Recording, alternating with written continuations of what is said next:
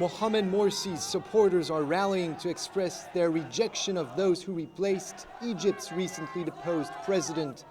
In the crowd, one of the toppled government's most popular ministers says he and his followers will keep protesting peacefully against the military coup.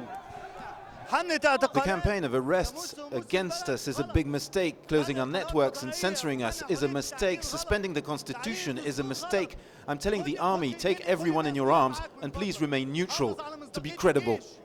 With most of their leaders now behind bars, these militants are left with no one to turn to for clear instructions. We are the revolution! You have to listen to us! This man carries a flag calling for jihad or holy war. We are ready to sacrifice our blood for our President Morsi, our legitimate and elected leader. We will establish an Islamic State.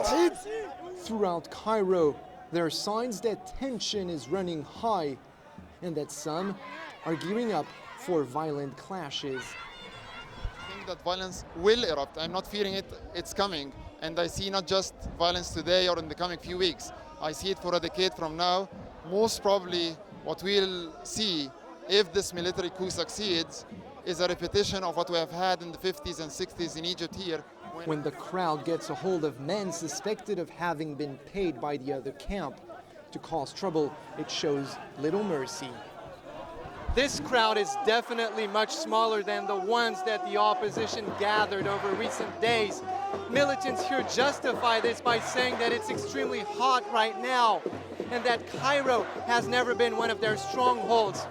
But this may also be the sign that the heavy blow dealt by the Egyptian army to former President Morsi's camp has worked. In essence, right now it has no more leadership and no more means of communications. All of its TV stations have been shut down by the army.